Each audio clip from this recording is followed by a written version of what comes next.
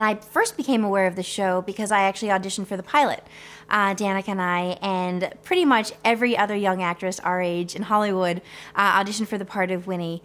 And so we had no idea at the time what an amazing show it was going to become. And I credit Danica with a lot of that, a lot of the success of the show. For example, Winnie was not originally going to be a regular role.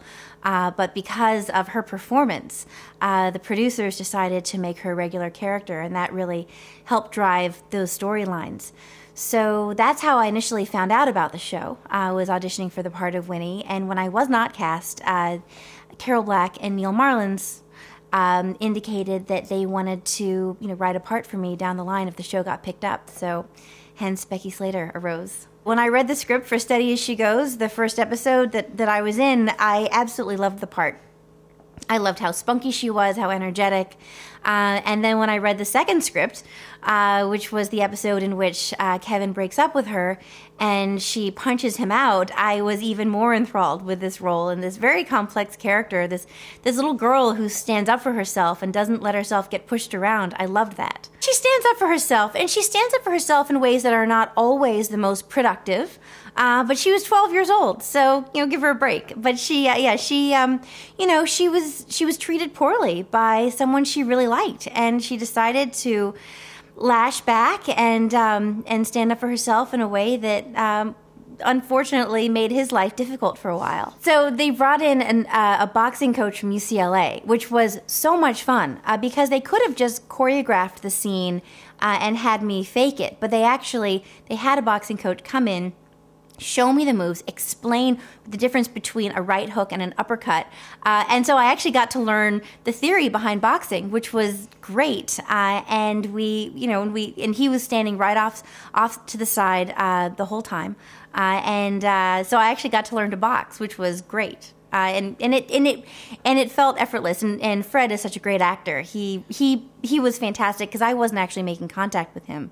But he was fantastic at responding and looking as though he was getting punched. So I give him a lot of credit for the way that scene turned out. When people typically talk to me about the show, they talk to me about Becky and about Becky standing up to Kevin and not letting herself get pushed around and how much they appreciate that. So that is, I would say that's the perspective that I hear the most often. And then parents saying how much they loved being able to show their kids what their childhoods were like, and say, these are the clothes that we wore, and this is actually, these are the issues that we were dealing with, and my junior high school looked exactly like that, and our neighborhood looked just like that, and so parents being able to show a snapshot of their own childhoods to their children, that seems to be something that was really special about the show. Of course, you never have the perspective that you do later on with hindsight, looking back on it and recognizing how much the show meant to so many people is really humbling. We had a sense of it at the time, and I certainly recognized at the time that the Wonder Years was the most fun thing that I'd ever worked on. I did a number of other television movies, commercials, television episodes, and I always really enjoyed any part that I did, but Becky's was my favorite character, and of course being on the set with so many other kids, including my sister, was such a fun experience, but we did not really get it at the time just how special the show was. Most of the time when I would work on set, I might be the only kid on the show, certainly the only kid my age. Whereas the Wonder Years, for example, the first episode that I worked on was at an ice skating rink. And between takes, we were all skating and playing around and, trying stunts. And so it was a bunch of kids getting to have fun at an ice skating rink in between shooting a professional show. So that was a really unique experience. And we all had a blast together. We socialized together outside the show, obviously. Danica and I did, but also Fred and Josh. We all had a lot of fun outside of the show, so the on-set experience was an extension of that. We were all professional in that once it was time to rehearse, once it was time for the cameras to start rolling, we were there. I would say it didn't necessarily feel like work. And when I remember needing to get up for school, I remember the alarm going off 2 or 3 times, snoozing it, dragging myself out of bed. When my alarm would go off at 5 a.m. because I had a 6:30 a.m. call time, I was leaping out of bed. I was so excited to get to work. So it was a lot of fun. what is work. The best kind of work is the work that you're excited to go to. And so it was great. Becky was friends with Winnie, and so a lot of the scenes that Becky was in, Winnie was also in. And so we did spend a good amount of time on the set together. We all did school on the set, so there wasn't necessarily the need to schedule working around school because we did our schoolwork, on our work days on the set. So we were on the set a good amount at the same time. When she was working and I wasn't working often, I was just at school. So I wasn't necessarily on the set unless I had a scene that day. I would say we were definitely treated as kids first and professionals second. And a great example of that is how much the show really invested in our education. That we did our school on the set, and sometimes doing school on the set meant taking a test. And as I recall, the child labor laws require that you need to do school in at least 20-minute increments. And of course, you can't take a test in 20-minute increments. When we needed to take a test on the set under the supervision of a tutor, they really blocked out enough time. They blocked out the full 45 minutes or the hour to simulate the classroom environment. They made sure that we were in a quiet room, so not in the normal schoolroom. They really went out of their way to ensure that our education was being protected. They invested in tutors that could help us with our high-level math, with French. They ensured that we were not shortchanged education-wise because we were spending time on the set. And that goes a long way. That means a lot. So, yeah, I think they spent a lot of time and a lot of effort investing in our growth as children so that wouldn't be sacrificed. He's fantastic. Great actor, extremely professional. He was a lot of fun to work with. I met him in connection with a pilot because Danica was on the pilot, and it was shortly after that The Princess Bride came out. And I remember we all went to the premiere of The Princess Bride, and so that was the first time I think I ever saw him on screen. And we loved it. He was fantastic. So at that point, I think we knew this kid has something really special. The Star Trek scene. So at the beginning of that episode, Kevin is watching Star Trek. And it's a scene where these three beautiful alien women are mind-controlling Captain Kirk, Scotty, and Bones. And so after Becky punches Kevin out, he has this sort of dream sequence where Winnie, Becky, and Carla Healy, Paul's girlfriend, are dressed as these three beautiful aliens. And I loved that because the costumes were hilarious. And so Josh Saviano did an amazing Spock impersonation. So Paul is Spock and Fred, so Kevin is Captain Kirk, and Scotty and Bones are two of Kevin's friends. And they're being sort of mind-controlled by these three beautiful aliens in these 1970s, type costumes, that was a lot of fun to play. I was not a very good bicycle rider. Growing up in Los Angeles, I didn't have a lot of opportunities, so they ended up rigging the bicycle on top of a flatbed truck so that I wouldn't actually have to ride the bicycle while I was acting. And they had a stunt person actually run into another stunt person who was playing the actor, who I ultimately ran into. So I remember that very, very poignantly because I was a little bit anxious about riding the bicycle at the end of that scene. But that was a really fun one. The theme music that they used for Becky was hilarious. The Wicked Witch of the West was the music for Becky. And that episode, in Nemesis, it was the music from The Good, the Bad, and the Ugly. So the music on that show was another character, and that character spoke volumes. I was definitely coached on how to look like a Wild West cowboy in a standoff, with a coat sort of behind, my arms to show presumably to show the guns in their holsters, and the close-ups on the eyes. So I got introduced to filming styles that I probably ordinarily would not have been. Different directors did direct differently. Some directors like to not talk to you in advance of a scene and just see what the actors do and then iterate from there. Other directors wanted to sit down with us in advance and say, here's how I see the scene playing out. So I was pretty good. I'd like to think I was pretty good at taking direction and at being pretty flexible and allowing the director's style to dictate where I went. I think that's a challenge that a lot of actors deal with. I mean, even, in television, film, I think that's a pretty common thing, that a lot of the time you're acting not to the person that you're in the scene with, but you're acting to, a Post-it note on the camera.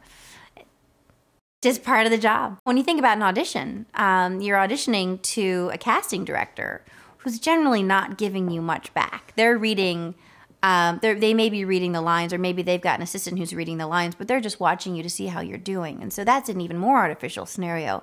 So if you can act in an audition with a casting director, acting to a Post-it note on the side of a camera, that, it's no sweat. There was actually an actor on the set who would read the narration. He did a great job. But you needed that because you needed to understand the timing of the lines. So, but there were definitely times where you're just standing there with an expression on your face while the narration's being read, and you have to keep it fresh and organic.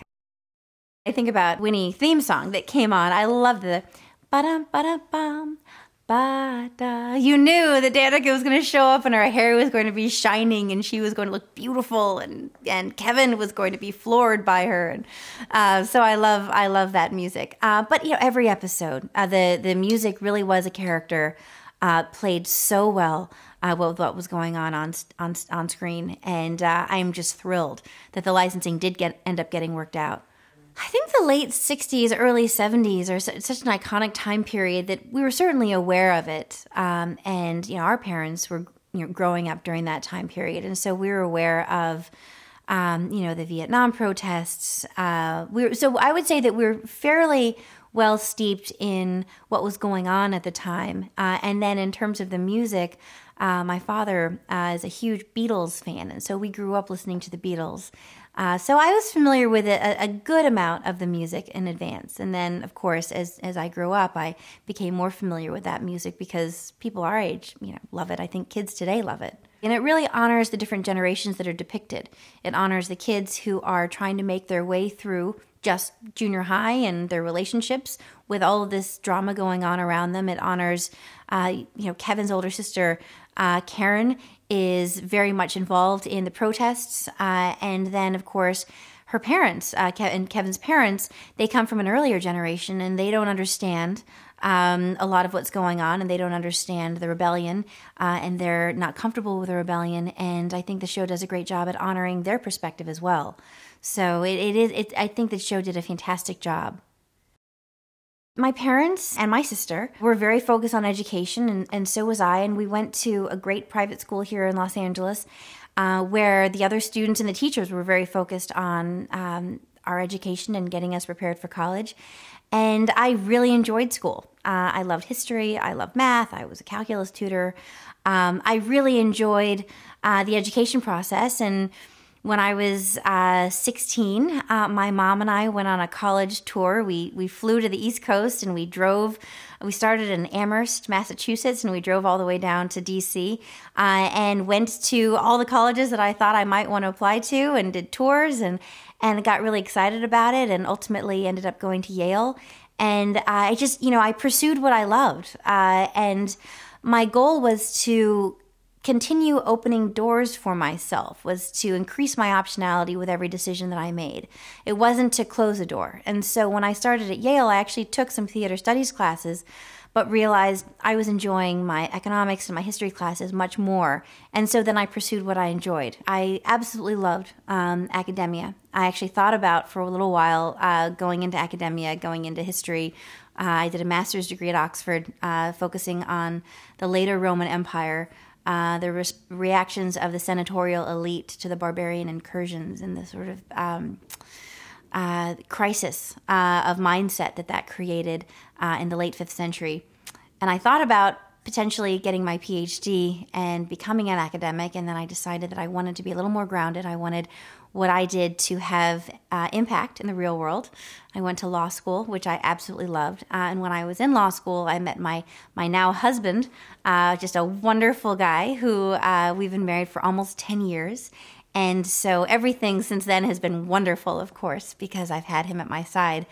And I practiced as a lawyer for almost 9 years, and now I am in-house at a venture capital firm where we get to learn about fantastic new technologies that are going to make everything better, we're going to be expanding what we now consider to be exceptional to everyday life, and we're going to be making the exceptional universal. And that is a really fun place to be. I live in San Francisco with my wonderful husband and daughter, and we just couldn't be happier. Everyone knew who he was. A lot of people knew who I was. But in my experience, people didn't make a big deal out of it when we were all hanging out because we had a history exam the next day, or we were in classes together. We were playing ultimate frisbee. We were doing things that college students do. And so to the extent that someone might be off in a corner talking about the fact that we were on the Wonder Years, we didn't hear that conversation. It didn't really impact us. I worked for 5 years at a large Wall Street law firm in New York, and when I was in New York, I saw Dan pretty frequently. He is a great supporter of theater, particularly sort of early stage workshopped plays. He loves supporting young playwrights and helping them get their plays, on bigger and bigger and bigger stages. And so in New York, I saw him a bunch of times, and went to the theater together, and he's fantastic. He's really wonderfully fantastic. So he's the person, aside from Danica, who I'd say I've seen the most frequently from the Wonder Years. Danica has been the most wonderful older sister anyone could ever ask for. She's been such a role model to me. She has, helped me through the years. She has everything from, when I was pregnant with my daughter and I had all sorts of questions about what's this funny ache and pain and what did you do during this period and what did you do to eat, and she gave me so much advice. We were having a shared experience on the set of the Wonder Years. We had shared experiences when we went to publicity events. We were volunteering with various environmental organizations together and learning about important issues that impact our water supply and important technology issues together. So we got to a much richer experience of shared experiences than we would have if we'd just been in school. My mother, of course, has also been an incredible role model. And I feel so lucky to have been born into the family that I was born into. And a lot of credit for my own accomplishments goes to them. And I'm very aware of that. I would say from a personal standpoint, I was interested in my sister having interesting things to do on screen. So to the extent that there was a back and forth created more interesting parts for her, I liked the back and forth. So I liked the fact that there was always a little bit of drama there. The fact that they did not end up together at the very end, I think is realistic and I think is healthy for kids to think about. Is say, enjoy your early relationships, but you are going to continue growing and you're going to be a different person. And you very well may meet someone out in the world who's going to meet your evolved self and match your evolved self, and that's who you should end up with. So I'm glad that they did not end up together. I did a couple more, television movies and episodics, but when I was 15, I was getting very serious about ballet, and I had to make a commitment to my ballet studio that I would take 5 classes a week so that I could be in the pre-professional program. And so in order to make that kind of commitment, I had to let my agent know that I might actually have to turn down auditions, and I was fine with that. And I got more and more serious about thinking about the future and school and more academically focused. And so I'd say I evolved out of acting right around 15, 16. And there was a writer's strike on at the time. And so there were less roles. There were fewer roles. There was less availability. And there was somewhat of a demand for, at that age, if you're a 16 or 17-year-old actor, you're competing with 18-year-olds who look younger. And so it's much more competitive. And I was asked if I would be willing to be emancipated, which included taking the high school equivalency test, and I wasn't willing to do that. So that also led to just an organic evolution away from a lot of roles that I might ordinarily have been interested in portraying. So I've had so many people throughout the years ask me about it and tell me how much the show meant to them and how they wish they could share the show with their children. And because it has not been available on DVD, they've been unable to do that. And so I was thrilled to hear that the show is finally coming out on DVD and people can share the show with the kids that they care about. And it's a show that kids can relate to because in addition to the multi-generational appeal that it has, because it does depict these generations in such a nice way, it speaks to so many universal experiences of a kid growing up, the first day of junior high, first day of high school, navigating friendships and navigating disappointments and navigating, first loves. It really speaks to universal experiences of kids in a way that honors those experiences and doesn't condescend to them. And that's pretty unique. When I watch the show, it brings me back to when I was that age experiencing it in real time. Unlike other experiences, other shows that I watch, I might have a changing perspective, but at least with the Wonder Years, it brings me back, and I remember what I was thinking and what I was experiencing when I was 12, when I was 13, when I was 14. And that's the mindset that I click back into when I watch the show.